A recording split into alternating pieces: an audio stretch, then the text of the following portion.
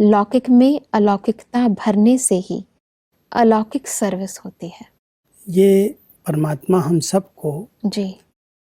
जैसे कोई बच्चा कहीं जन्म लेता है, हाँ जी। अगर उसको पास्ट की बातें याद रहती हैं जी।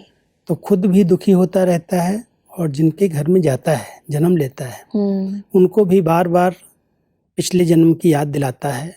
उनको भी बताता रहता है मेरे मम्मी वहाँ है, मेरे पापा वो हैं, मेरा बिजनेस वो है। बिल्कुल तो वहाँ पर बहुत खिंचातान हो जाती है। सही बात है। वैसे इसलिए नियम बनाया, ड्रामा का ही नियम है, जो पिछले जन्म की सब बातें भूल करके नए जन्म में जाता है। जी।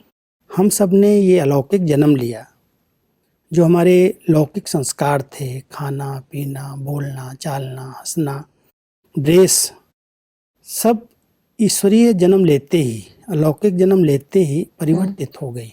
तो परमात्मा कहते हैं जब तुम मेरे बच्चे बन गए, सच्चे ब्रह्मा के बच्चे, ब्रह्मा मुख वंशावली बन गए, तो इस जीवन में जो पास्ट की बातें हैं, जो भी कुछ तुमने किया, जो कुछ संबंध के हिसाब से, लौकिक नाते रिश्ते के हिसाब से किया, वो बातें भूल जानी चाहिए।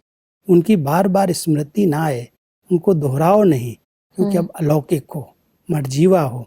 तब जब ये स्मृति एक निरंतर रहती है कि मैं ब्राह्मण कुलभूषण हूँ, मैं ब्रह्मा की मुख वंशावली हूँ, अब मुझे कोई भी पिछले जन्म की, माना इस जन्म में जो पिछली बातें हुई हैं, उनको याद नहीं करना है, उनको रिपीट नहीं करना है। बहुत डिफिकल्ट है भाई साहब। कई बार लोग कहते हैं कि आप लोग तो आश्रम पे रहते हो तो शायद आपके लिए सहज है, लेकिन हम लोग घर में रहते हैं, अनेक दूसरे लोग जो कि हमसे कनेक्टेड हैं और वो इस ज्ञान को नहीं समझते।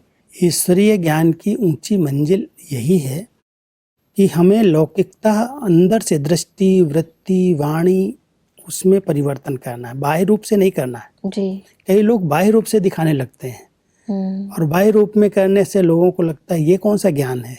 जी सही बात है। इसलिए बाह्य मुक्ता की, बाहर की बातें नहीं है, आंतरिक स्मृतियां हैं हमारी।